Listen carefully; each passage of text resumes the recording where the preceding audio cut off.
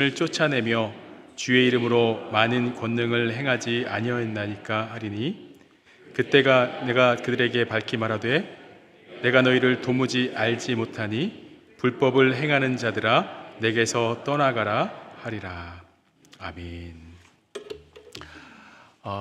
이 시간에는 우리 특별한 강사분을 모셨는데요, 우리 박장훈 목사님께서 말씀을 전해 주실 텐데요. 우리 박장훈 목사님은 바울 신학을 전공하시고요, 현재 한국에서 백석신학대학원과 또 숭실대에서 신약학을 가르치시며 학생들을 섬기고 계십니다.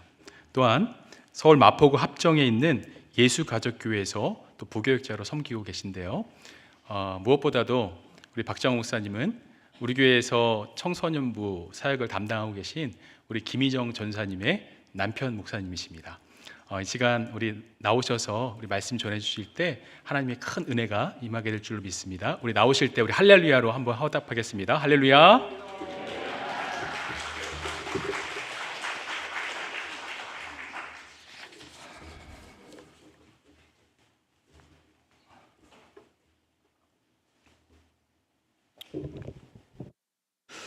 기도하겠습니다.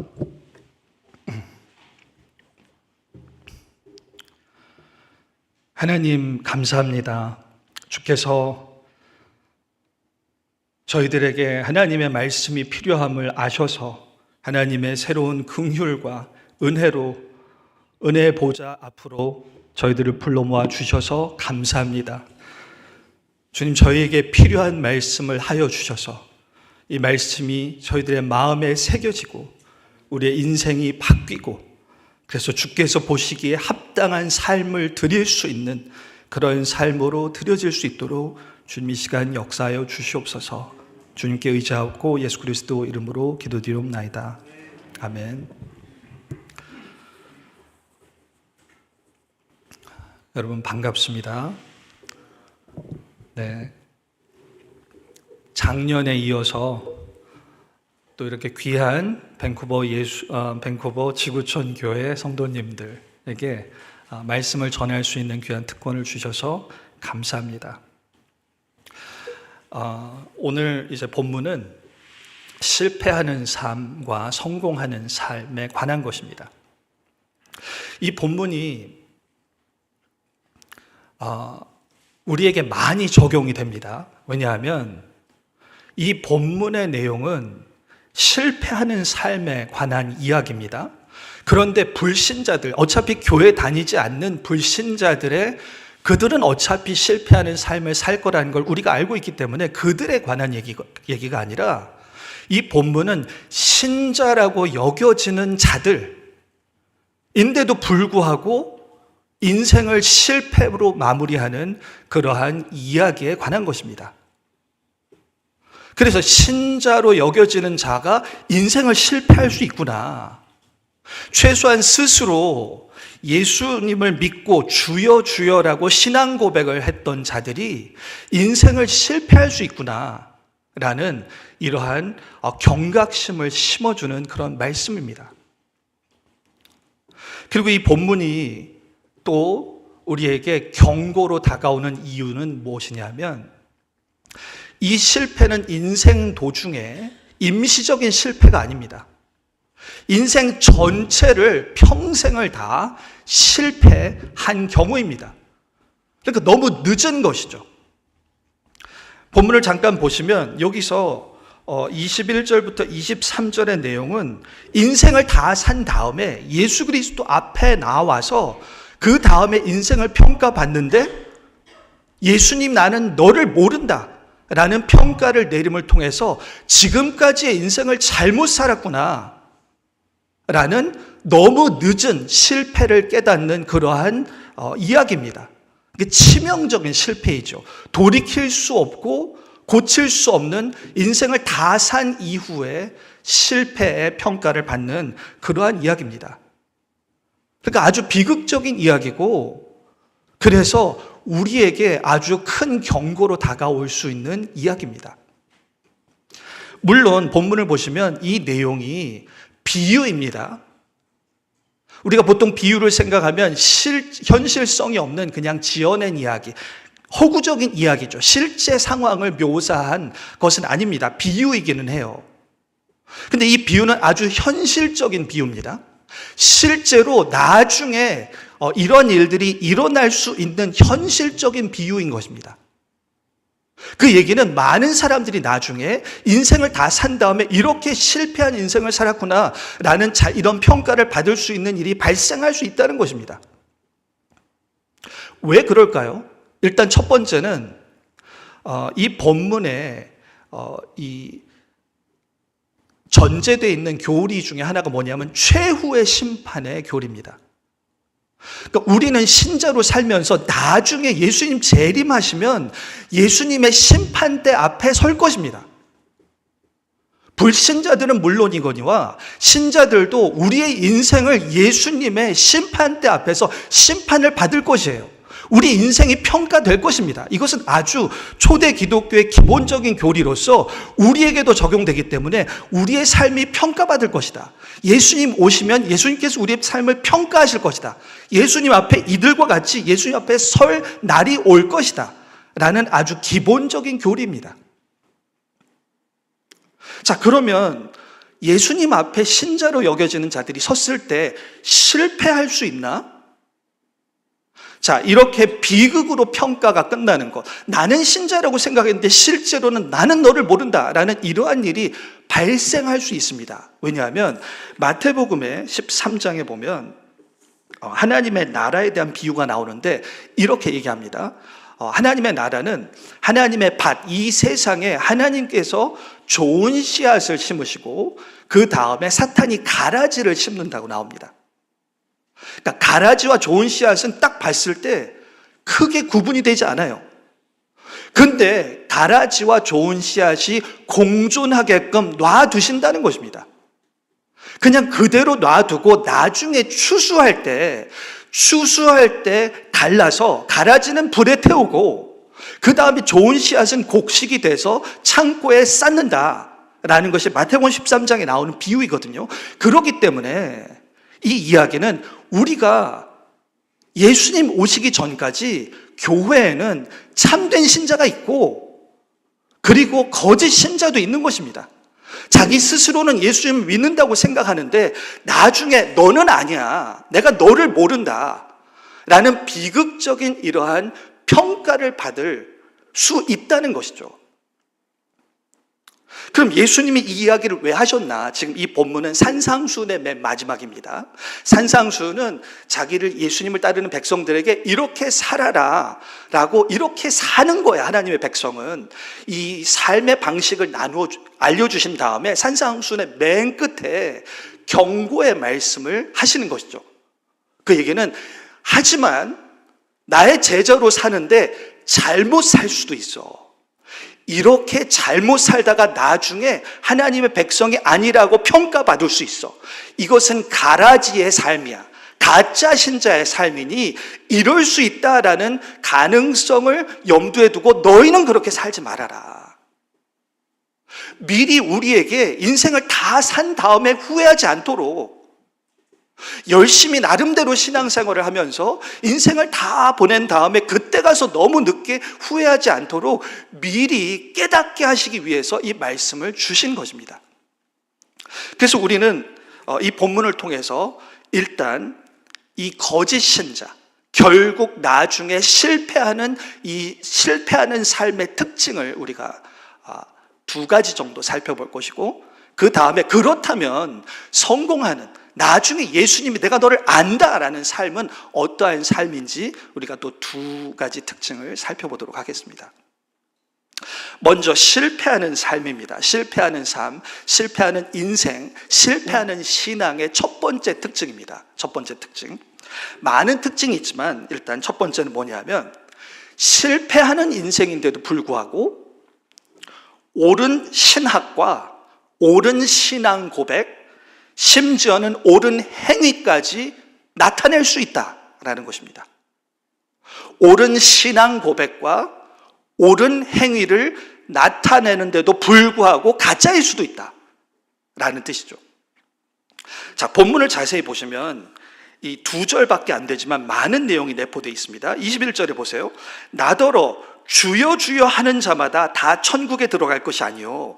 자, 여기서 주여 주여라는 표현은 신앙 고백입니다.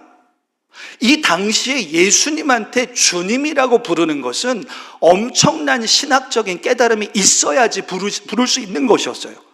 왜냐하면 많은 사람들이 저 사람은, 예수님은 그냥 병을 고치는 그런 놀라운 자, 아니면은 잘 가르치는 선생 랍비, 그냥 귀하신 분 정도, 놀라우신 분 정도로 여겼지, 주님이라고 여길 정도면 예수님이 메시아이시고 정말로 하나님 보내신 진정한 메시아다라는 깨달음이 있었던 것입니다. 최소한 이 당시 예수님 공생애 때는 이런 깨달음이 없는 사람들이 상당히 많았습니다. 바리새인과 서기관들은 예수님이 인정을 안 했죠. 그렇게 이스라엘 백성 유대인으로서 많은 신학적인 지식을 가졌는데도 불구하고 예수님이 참된 메시아이시고 주님이다라는 그러한 깨달음이 없었거든요. 근데 이 자들은 예수님을 주여 주여라고 할 정도로 옳은 신앙이 있었던 것입니다. 그리고 이것이 그냥 저분은 주님이시다라는 신학적 지식, 객관적으로 그래 저분은 저래 라는 게 아니라 나의 주님으로 주여 주여라고 1인칭으로 예수님에게 주여 주여라고 표현하는 것이죠. 이 정도면 신학이 아니라 이 사람의 신앙 고백이구나, 예수님의 정체에 대한 올바른 신학과 올바른 신앙 고백까지 있는 자구나 라는 것을 알 수 있습니다. 심지어는 더 나아가면 지금 이 장면은 예수님의 공생애가 아니라 다 죽은 다음에 최후의 심판대 앞에 간 상황이에요.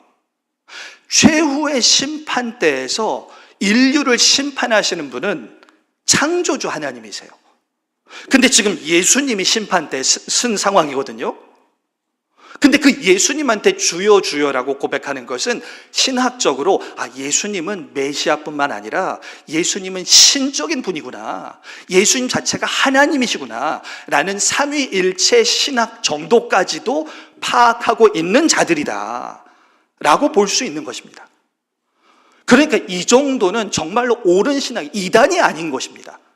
올바른 신학, 예수님에 대한 수준 높은 신학적 이해가 신앙 고백으로까지 된 그런 케이스인 것입니다. 자, 여기서 옳은 신학을 얘기했죠. 옳은 신앙 고백. 그런데 이 정도에서만 그치면 그냥 그러려니 할 수 있습니다. 그래, 예수님에 대해서 공부 많이 하고 신학적으로 올바로 알고 그냥 예수님 주여 주라고 고백할 수 있어. 그 정도 신앙은 나도 가질 수 있어. 그렇게 생각하실 수 있습니다.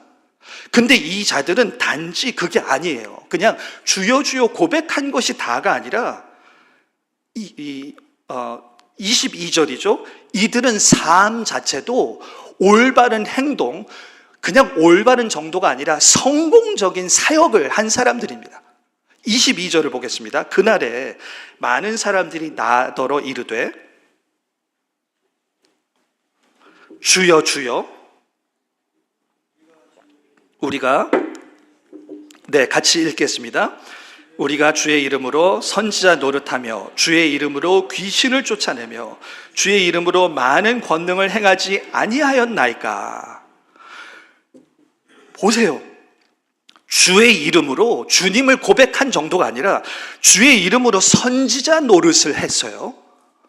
선지자는 사도들과 함께 하나님의 말씀을 대언하여서 진리를 전달하는, 효과적으로 진리를 전달하는 그런 자들입니다. 선지자 노릇. 그리고 주의 이름으로 귀신까지 쫓아냈어요. 귀신까지. 그리고 주의 이름으로 권능을 행했습니다. 병까지 고쳤을 거예요. 그리고 이들이 이런 얘기를 했을 때 예수님이 너 그런 역사나 성공적인 사역이 없었는데 왜 거짓말하니? 그렇게 얘기하지 않으셨어요. 그리고 이들도 사실 이러한 일들이 안 생겼는데 그냥 최후의 심판을 통과하려고 정말 이런 권능이 내 삶에 있었습니다 라고 거짓말하는 게 아니에요. 진짜 이런 게 일어난 거예요. 이 삶 속에서 진짜로 선지자 노릇을 했었고 아, 저 사람은 선지자 맞구나 라고 얘기할 수 있을 정도로 실제로 열매가 있었고 귀신을 쫓아낸 거죠. 실제로 명령을 하니까 귀신 쫓아간 거예요. 그리고 권능이 일어난 것입니다. 실제로 병도 낫고 사람들이 변하고 화려한 일들이 일어난 거예요. 아니, 그러니까 우리가 생각할 때 이 정도면, 이 정도의 어떤 사역의 열매, 능력이 나타나면 이건 진짜 신앙 아닌가? 이 정도의 옳은 행동이 아니라 성공적인 화려한 사역까지 있으면 이 정도면 정말로 옳은 것 아닌가? 그렇게 생각할 만하잖아요. 근데 그럼에도 불구하고 예수님의 평가는 뭐였죠? 23절에 그때 내가 그들에게 밝히 말하됩니다. 밝히. 애매모호하게가 아니에요. 밝히 말하되 내가 너를 도무지 알지 못하니. 내가 너를 도무지 알지 못하니. 나는 너를 모른다입니다. 도무지 알지 못한다 라고 말씀하시는 거예요. 더 나아가서 너는 불법을 행하는 자들아, 내게서 떠나가라. 불법을 행한 거야. 내가 너를 모를 뿐만 아니라 너의 인생은 다 불법이었어. 불법을 행하는 자들아, 내게서 떠나가라. 아니, 어떻게 이런 평가가 나올 수 있을까요? 그러니까 예수님께서 이 이야기를 통해서 나의 참된 제자로 산상수훈대로 사는 것은 주위에서 어떠한 자들이 주여 주여 고백하고 그들이 권능을 베풀고 그것만 가지고 충분한 게 아니야. 더 본질적인 것이 있어. 이들은 더 본질적인 것을 놓쳤기 때문에, 그 본질적인 것을 놓친 그것 때문에 이들의 모든 인생이 불법을 행하는 자라고 평가받게 된 거야. 본질을 알아야 돼. 본질을. 그 부분을, 본질을 가르쳐 주시기 원하시는 것입니다. 그럼 이 본질은 무엇인가? 본질은 이거죠. 21절에 이렇게 말씀하십니다. 21절이 주제의 표현이에요. 자, 나더러 주여 주여 하는 자마다 천국에 들어갈 것이 아니고 다만 하늘에 계신 내 아버지의 뜻대로 행하는 자. 천국에 가는 것은 주여 주여가 아니라 하늘에 계신 내 아버지의 뜻대로 행하는 것. 아버지의 뜻대로 행하는 참된 행위, 이것이 있어야 된다는 것이죠. 근데 이 참된 행위에 이들이 보여준 사역, 선지자 노릇하고 귀신 쫓고 권능을 행하고, 이것은 아버지의 뜻을 쫓는 참된 행위가 아니라는 것입니다. 그러니까 예수님의 해석은 다른 거예요. 이런 현상이 있어도, 옳은 지식이 있고 성공적인 사역이 있어도 예수님의 해석은 이거는 참된 행위가 아니야. 이건 아버지의 뜻을 행한 것이 아니야 라고 평가를 내리시는 것이죠. 자, 그러면 이제 우리가 살펴봐야 될 내용은, 그러면 참된 행위가 무엇인가? 정말로 아버지의 뜻대로 행한다는 것은 무엇을 얘기하는가?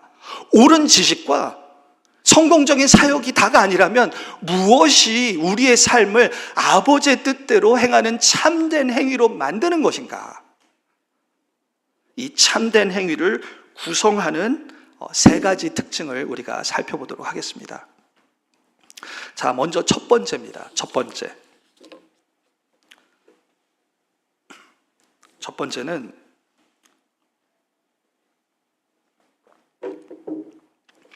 일단 옳은 신앙과 옳은 행동은 필수입니다. 이게 충분하지는 않아요. 아까 이 실패하는 사람들이 보인 옳은 신앙 고백과 옳은 행동이 잘못된 것은 아닙니다. 그것만으로 충분하지 않아서 그렇지, 그것은 필수입니다. 왜냐하면 하나님이 여기서 본문에서 내 아버지의 뜻대로 행하는 자라고 했을 때 이 뜻을 뭐라고 얘기하냐면 24절, 본문에는 없습니다. 24절에 이렇게 표현합니다. 예수님이 나의 이 말을 듣고 행하는 것이라고 얘기합니다. 그 얘기는 예수님이 참된 이스라엘의 하나님, 창조주 하나님을 알려면 예수님을 믿는 것이다. 정말 최후의 심판을 통과할 때 하나님의 심판을 통과하려면 다른 어떠한 종교, 유대교, 이슬람교, 그냥 자연에 계시는 뉴에이지의 그런 하나님이 아니라 예수님을 믿는 것, 예수님의 가르침, 예수님을 통해서 계시된 그 하나님을 믿는 것, 이것이 옳은 신앙이다. 이 올바른 신앙이 필요합니다.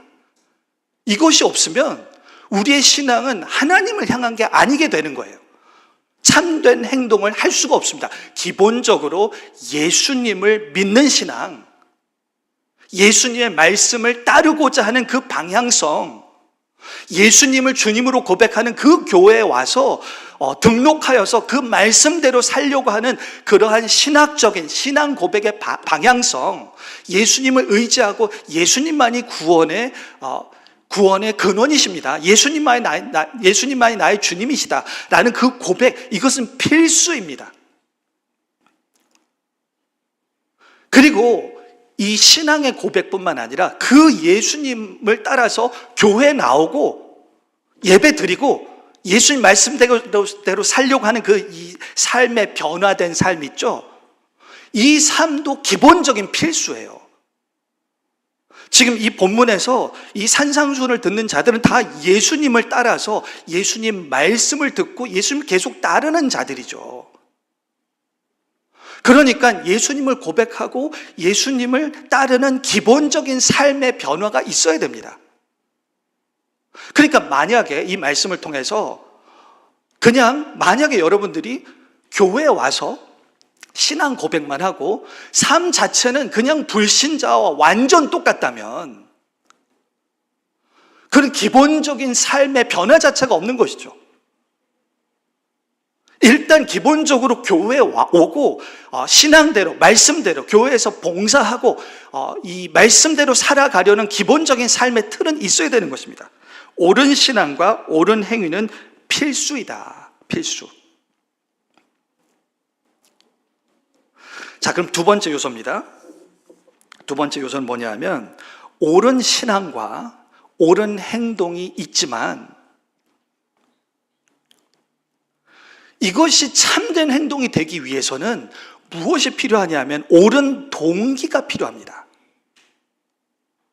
만약에 우리의 삶이 이것은 정말 하나님의 뜻을 행하는 삶이다 라고 평가받으려면은 그 삶을 참된 삶으로 만드는 것은 이것에 해당하는 신학이 있고 신앙 고백만으로는 부족하고 이 행동을 하는 내면의 동기가 무엇이냐, 왜 그런 삶을 사는 것이냐, 동기가 이 행위의 정체를 결정합니다. 자, 예를 들어볼게요. 예를 어떤 분이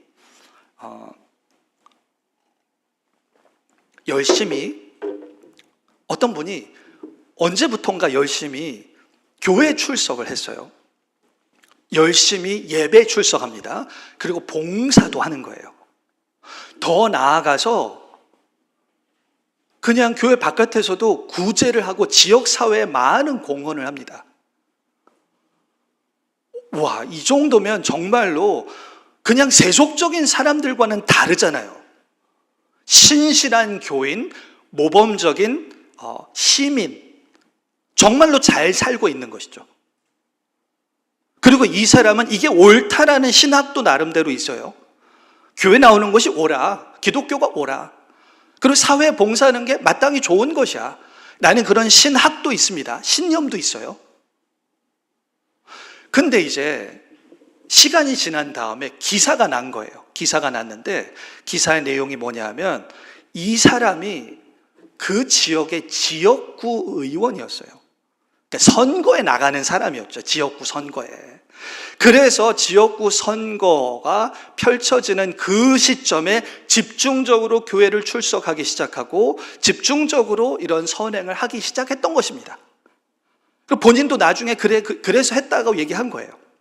자, 그러면 이 사람의 선행을 볼 때 이 사람은 정말로 올바른 선행을 한 것인가? 이 사람의 신앙은 정말로 하나님께서 받아들여질 만한 행동을 한 것인가?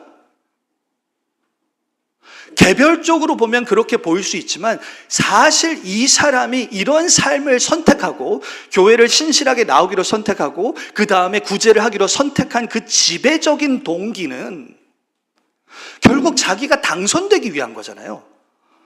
지역구 의원이 되고자 하는 그 동기가 이 맨 밑에 지배적으로 깔려 있기 때문에 그 동기에 의해서 이 선택을 하고 이러한 교회에 대한 신실한 삶을 살고 했던 것이죠. 그러니까 이 사람이 보인 교회에서의 신실함과 그러한 선행의 정체는 결국 이 사람은 아주 효과적인 정치인이다. 자신의 당선을 위해서 아주 똑똑한 분이구나.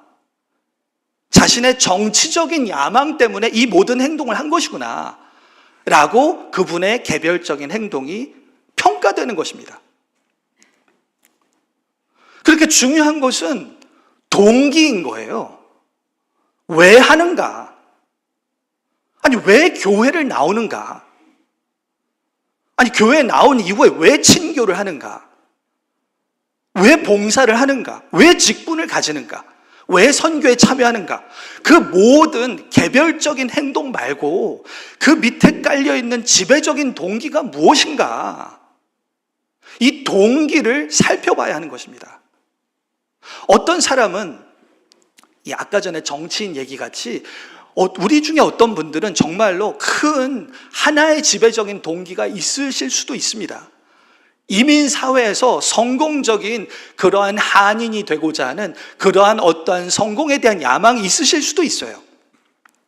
그리고 아마도 더 많은 분들은 그런 야망까지는 아니고 그냥 이민사회에서 어느 정도 인정받고 어느 정도 안정된 삶을 사는 것, 그것이 정말 중요해. 나에게는 내가 왜 교회에 나오고 왜 사람들한테 잘 지내고 왜 이런 일들을 하고 이 모든 것을 봤을 때 그 모든 것의 맨 밑에는 그래, 나는 이민사회에서 안정적인 삶을 사는 게 가장 내가 원하고 추구하는 동기인 것 같다. 어떤 사람은 그것도 있지만 나는 다음 세대, 내 자식들이 잘 됐으면 좋겠어. 그래서 내가 조금 고생하더라도 내 자식은 조금 더 덜 고생하고 안정되게 그냥 남들 보기에 저 정도면 잘 산다라고 그렇게 셋업 해주고 싶어. 그런 동기가 있을 수도 있습니다. 어떤 사람은 내가 지금 취업이 돼야지, 내가 취업이 지금 캐나다 사회라고 하더라도 일단 어느 정도 취업이 잘 된 젊은이들에게 해당되겠죠. 어느 정도 괜찮은 대학 나와서 취업이 돼야, 그래야지 뭔가 내가 교회 나오도 입지가 생길 수 있고 일단 세상적으로 어느 정도 잘 풀려야 신앙생활이 더해지면 금상첨화가 되는 거지. 그런 것이 지배적인 동기가 될 수도 있습니다. 그냥 지배적인 동기가 하나가 아니라도 여러 가지 동기들이 있는데, 근데 그 동기들은 하나님과 별 상관이 없는 것일 수도 있어요. 그냥 이 세상 사람들이 이 세상의 가치관을 추구하다 보면은 나에게도 중요하게 여겨지는 것들, 그것을 추구하는 것일 수도 있습니다. 근데 그 삶을 추구하는 데 있어서 신앙은 그럼 어떤 역할을 하느냐? 하나님은 어떤 역할을 하느냐? 아마 한 셋 중에 하나일 거예요. 하나는 양심의 소리 정도? 그래도 교회 안 나오면 안 되지. 어떤 양심의 소리 정도로 취급될 수 있어요. 왜냐하면 하나님은 그냥 양심의 어떤 죄책감을 두고 그 정도 하는 분이고, 어쨌든 내가 추구하는 것은 이 세상의 안정과 세상의 칭찬과 그런 것이니까. 아니면 어떤 분은 이 하나님이 자신의 세상적 야망의 도구일 수도 있습니다. 예수님의 제자들도 그렇게 생각했어요, 한때. 결국 예수님 따라가면 내가 세상을 뒤집는 그러한 인생 역전을 이룰 것인데 예수님을 통해서만 이루어져. 예수님이 자신이 그리는 이 세속적인 어떤 성공적인 삶의 도구가 될 수도 있습니다. 아니면 도구까지는 아니더라도 들러리 정도 될 수도 있어요. 예수님은 그냥 나의 삶의 금상첨화로 만드는 들러리 정도로 여길 수도 있습니다. 그러니까 이것을 우리가 돌아봐야 되는 거죠. 도대체 하나님은 나의 신앙생활과 나의 인생을 생각했을 때 여러분, 이것은 내면을 철저하게 돌아봐야 됩니다. 그냥 웬만한 분들은 나는 나름대로 예수님 믿어, 난 나름대로 하나님 생각해, 나는 나름대로 이렇게 봉사하고, 난 나름대로 직분 맡고, 나름대로라고 생각하는데, 아니 정말로 무엇을 추구하냐는 거죠. 자신의 인생, 5년, 10년 후의 인생, 그리고 인생 전체를 생각했을 때, 나는 어떠한 인생을 살았으면 좋겠다라는 그런 그림, 구체적으로 그리지 않고 그냥 막연하게 그린 그림에서, 그 그림에서 하나님이 차지하는 요소가 얼마나 되냐는 것이죠. 이 동기가 중요합니다. 지배적인 동기가 중요해요. 왜냐하면 그래서 바리새인들이 예수님을 그토록 거부했던 이유가, 정말로 율법을 열심히 지켰고, 정말로 인생을, 정말 다른 사람들이 바리새인은 구원받는다, 바리새인은 참된 하나님의 백성이다 라고 생각한 바리새인들이 예수님을 안 믿고 그렇게 거부한 이유가, 그들의 마음속의 지배적인 동기는 하나님의 나라가 임할 때 거기서 내가 주인공 될 거야, 하나님의 나라가 임할 때 이방인들을 다 빠지고 우리가 거기서 예수님의 좌편 우편에 앉는 그러한 주인공이 될 거야. 결국 자신이 주인공이 되는 미래, 그것을 추구했던 것입니다. 하나님은 그냥 그 미래를 밝혀주는 병풍 정도인 거죠. 빛내주는 조명 정도인 것입니다. 그러니까 바리새인들은 자신의 지배적인 동기를 살펴보지 않았던 거예요. 그래서 우리는 우리의 지배적인 동기를 살펴봐야 됩니다. 왜냐하면 예수님이 최후의 심판 때 우리의 행위를 판단하실 때 보시는 게 우리의 이 동기예요. 지금 이 주여 주여 하는 자, 이들에게도 너희들은 행악하는 자들이다, 불법을 행하는 자들이다. 아마도 이들의 동기는 선지자 노릇하고 귀신 쫓아내고 권능을 행하면서 역시 내가 하나님 백성의 주인공이야, 역시 나는 구원받을 만해, 그러한 어떤 자신의 어떤 영광을 추구하는, 하나님과는 상관없는 동기가 있었던 것 같아요. 그러니까 예수님, 너는 나를 몰라, 너의 인생은 나랑 상관없는 인생이 아니었냐 라고 그렇게 평가를 내리는 것입니다. 아주 구체적으로 말씀하세요. 신약 성경에서는 최후의 심판 때 어떤 일이 일어나는지에 대해서 로마서 2장 16절에 이렇게 얘기합니다. 곧 나의 복음에 이른 바와 같이 하나님이 예수 그리스도로 말미암아 사람들의 은밀한 것을 심판하시는 그날이라. 최후의 심판 날에 우리를 심판하실 때 무엇을 심판하시냐 하면 우리의 행위만 보지 않습니다. 사람의 은밀한 것을 심판하신다. 너희들의 동기가 무엇이냐? 그 지배적인 동기가 무엇이냐? 마음속에 정말로 추구한 것이 무엇이냐? 이것을 들춰내 보여주신다는 것입니다. 그러니까 나중에는 반전이 많이 일어날 거예요.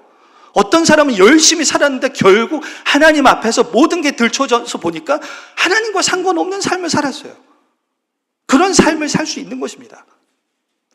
열심히는 살았는데 하나님과는 별로 상관없을 수 있는 것입니다. 히브리서 4장 13절도 최후의 심판의 날에 대해서 이렇게 얘기합니다. 지으신 것이 하나도 그 앞에 나타나지 않음이 없고 우리의 결산을 받으실 이의 눈앞에, 우리의 결산을 받으실 이의 눈앞에 만물이 벌거벗은 것 같이 드러나느니라. 만물이 숨겨졌던 모든 것이 벌거벗는 것 같이 드러날 것이다. 하나님 앞에서 모든 것이, 우리의 모든 속마음의 동기가 드러날 것이고 그 동기에 따라서 우리의 모든 행위가 심판이 될 거예요. 겉으로 아무리 선한 행위를 했었어도 그 선한 행위 안에 있는 동기가 이기주의적인 것이고 자신의 영광을 위한 것이면 그 행동도 결국 너를 위해서 한 것이잖아. 바리새인들 금식할 때 너 하나님 구하지 않았잖아. 사람들의 칭찬 구했지.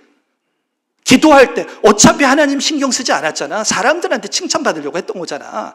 그 모든 것이 다 드러나는 것입니다.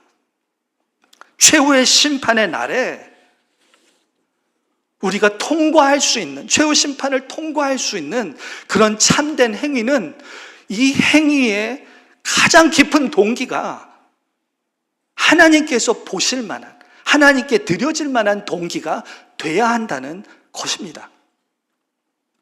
마지막으로, 그러면 이 참된 동기, 하나님께서 보실 만한, 하나님께 드려질 만한 이런 마음의 동기는 어떤 동기일까? 도대체 어떠한 동기로 삶을 살아야 너는 정말 하나님 아버지의 뜻대로 행했다 라고 할 수 있을 것인가? 어떤 동기를 가져야? 마태복음 예수님의 마태복음 전체와 바울서신 전체 일관적으로 나오는 하나님께 드려질 만한 이 동기는 뭐냐면, 일단 하나님의 뜻을 이룰 때, 하나님, 사실 저는 저희 가정이 안정되고 직장이 잘 되고 사람들한테 입지를 어느 정도 인정받고 그게 되게 중요한데, 또 하나님을 완전 무시하면 안 되니까 하나님 눈치 보는 식으로 그렇게 하나님의 뜻을 행하는 것이 아니라, 하나님 아버지의 뜻이 가장 중요합니다. 아니, 왜냐하면 하나님 아버지가 이 세상에 있는 어떠한 존재나 어떤 것보다 가장 존귀하신 분이 아닙니까?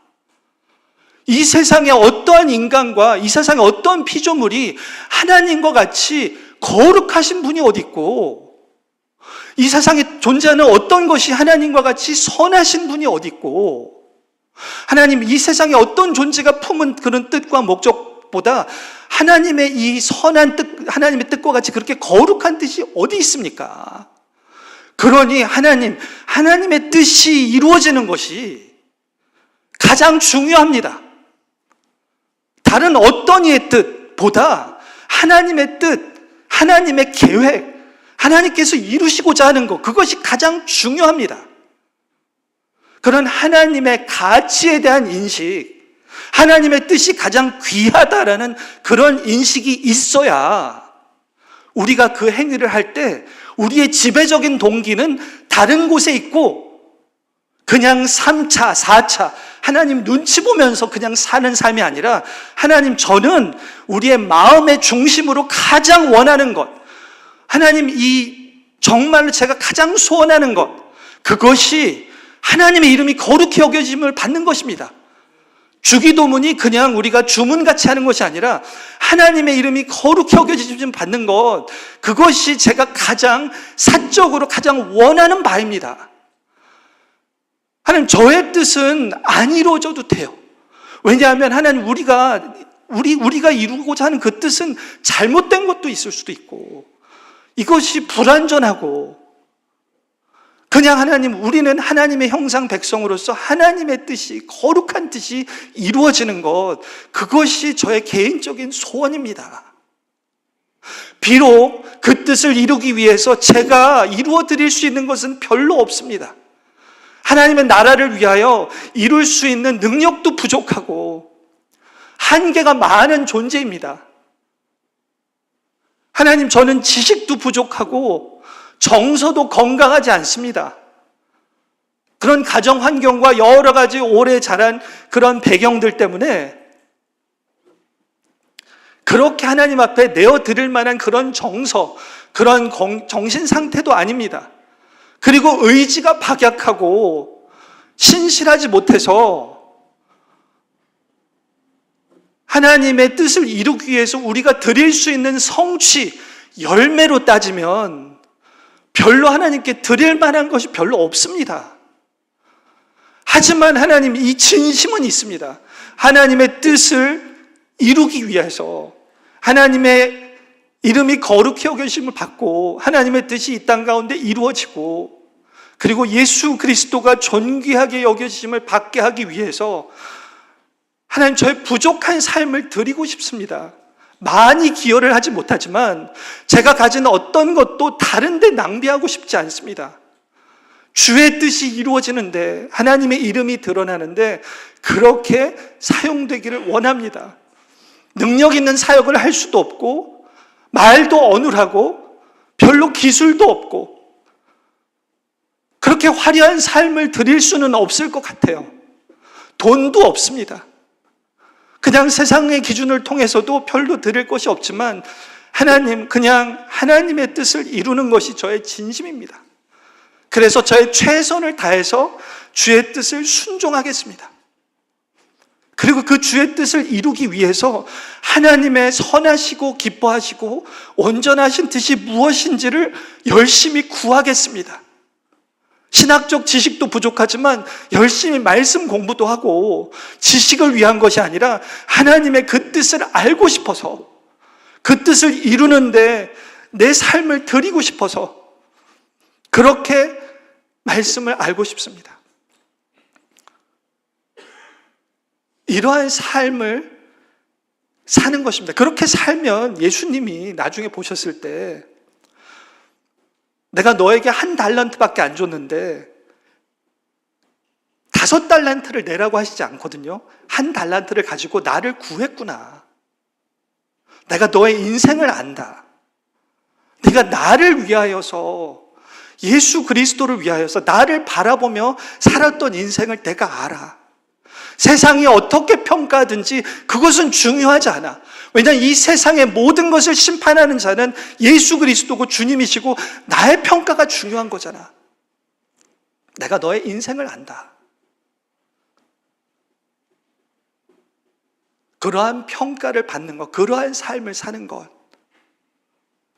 그것이 하나님 아버지의 뜻을 행하는 삶입니다.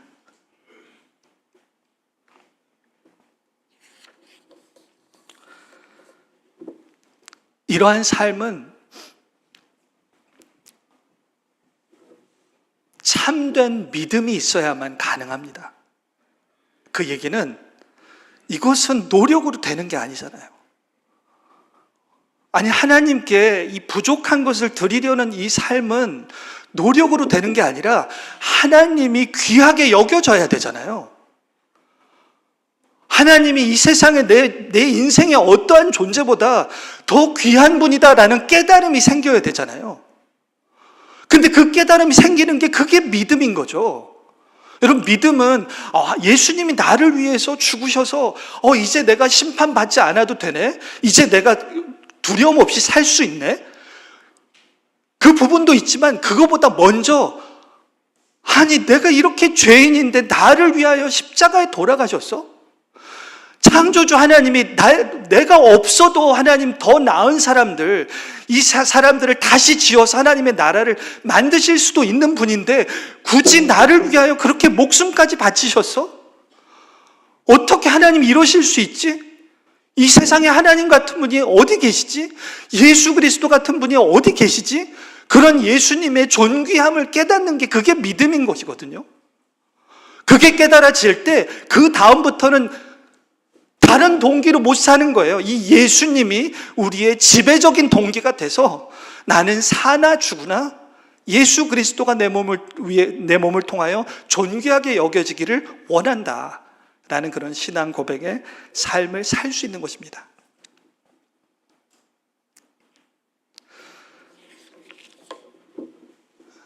말씀을 맺겠습니다.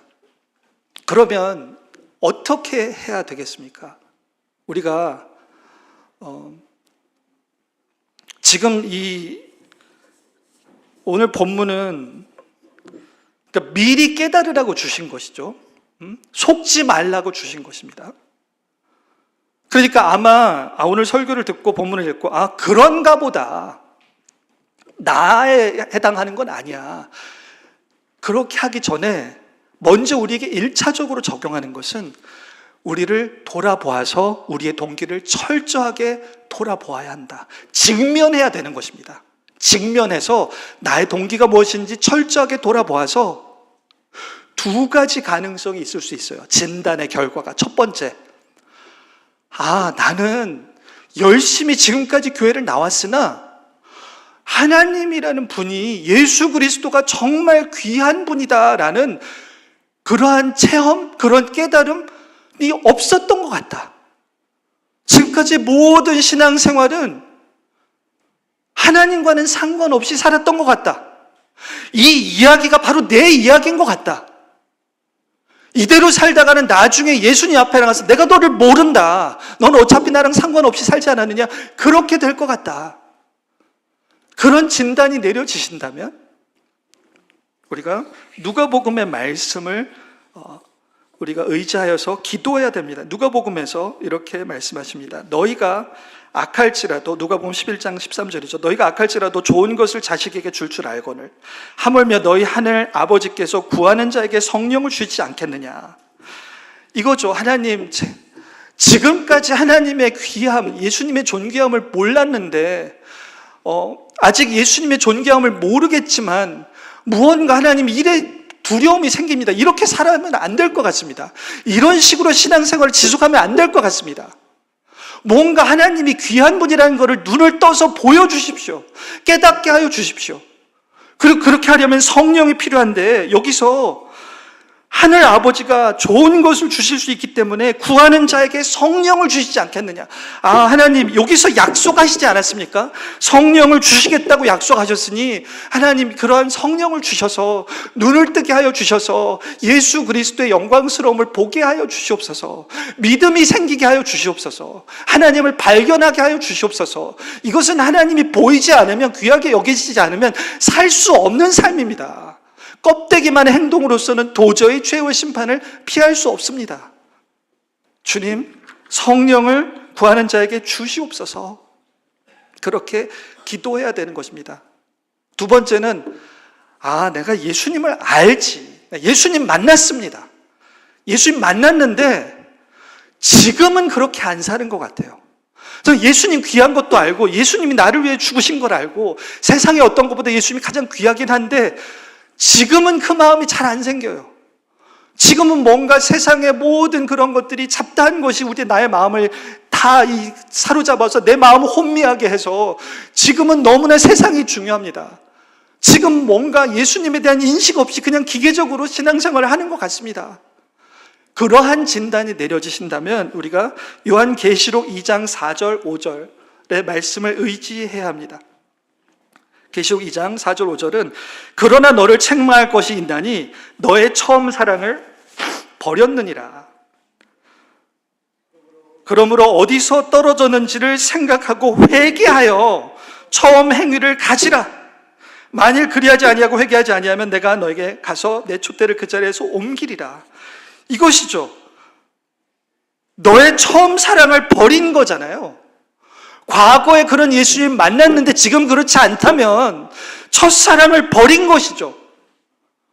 그러면 이것을 회복하는 것도 중요한데 어디서 떨어졌는지를 생각하고 회개하여 내가 어쩌다 이렇게 됐지? 언제부터 이렇게 됐지? 왜 이렇게 됐지? 왜 어떻게 떨어졌지? 그래서 회개하여서 이것을 규명해야 되는 거죠. 왜 이런 지경에 이르게 됐는지, 왜 이렇게 마음이 냉랭해졌는지, 왜 간절함이 없는지, 왜 하나님을 전적으로 의지한 신앙은 옛날 청년 때뿐이고 지금은 이 세상에 어쩔 수 없어서 타협하는 삶을 살고 있는지 회개해야 되는 것입니다. 회개하여 처음 행위를 가지라. 만약 회개하지 않고 이대로 삶을 산다면 결국 우리의 인생은 가라지와 같은 자로 최종적으로 판명나고 말 것입니다. 그래서 바라기는 오늘 이 자리에 모인 모든 성도님들, 또 온라인으로 듣는 모든 분들이 이 말씀을 심각하게 받아들여서 철저하게 진단하여서 이 본문에 나오는 비극의 주인공이 되지 않으시기를, 나중에 너무 늦어서 내가 너를 모른다 라는 비극의 실패한 인생의 주인공이 되시지 않고 지금부터 온전히 돌이켜서 죽게 드려질 만한 삶을 사시기를 예수 그리스도의 이름으로 축원합니다. 이 시간 한 목소리로 잠시 기도할 텐데, 하나님 이렇게 기도하겠습니다. 주님,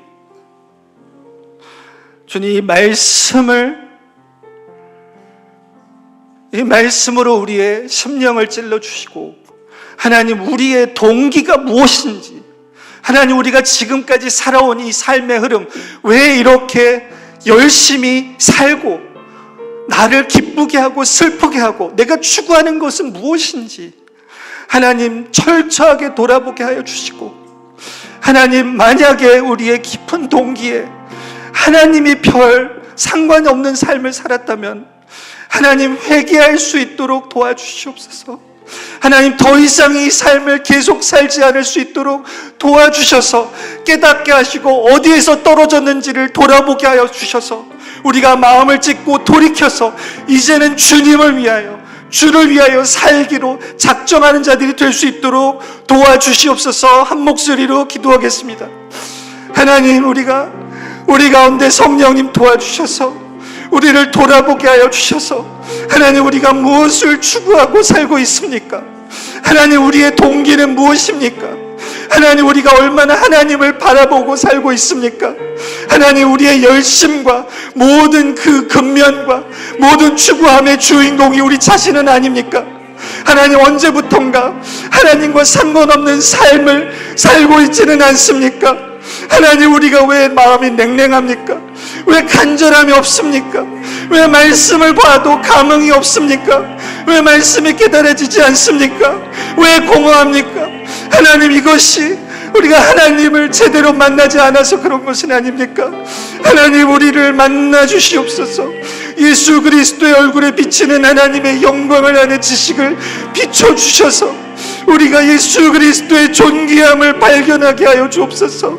이것은 성령님께서 역사하여 주셔서 우리의 육신을 극복하여 주시고 우리의 눈을 띄워주셔서 예수 그리스도를 바라볼 때에만 가능한 것이오니, 하나님, 우리를 만나주시고 우리의 영안을 띄워주시고, 그래서 정말로 우리의 인생이 주께 드려지는 인생, 하나님의 뜻을 이루는 것이 우리의 야망이 되는 인생을 살 수 있도록 우리 한 사람 한 사람을 붙들어 주시옵소서.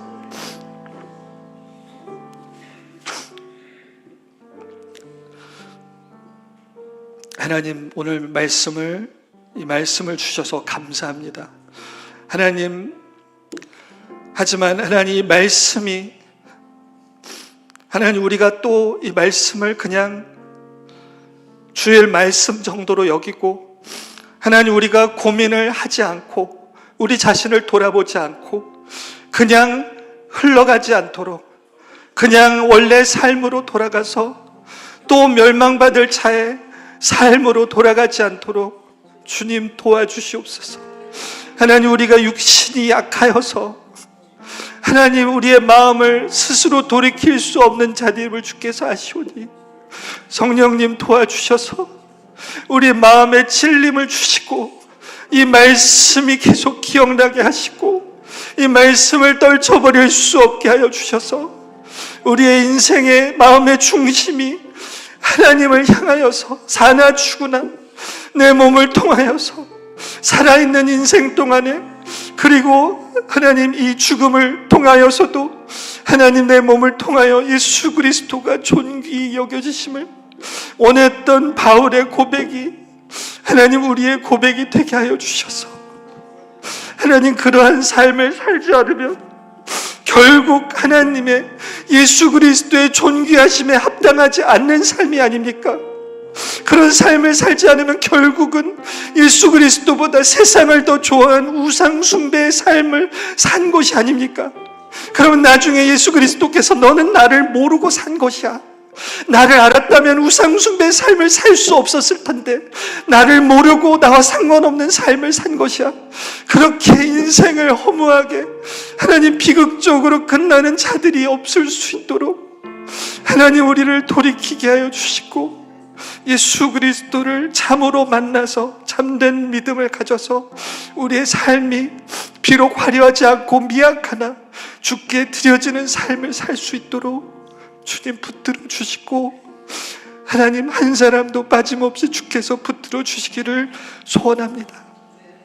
주님, 신실하셔서 우리를 붙들어 주실 줄 믿고 감사드리고 우리 모두를 주께 의탁드리오며 모든 말씀 예수 그리스도 이름으로 기도드리옵나이다. 아멘.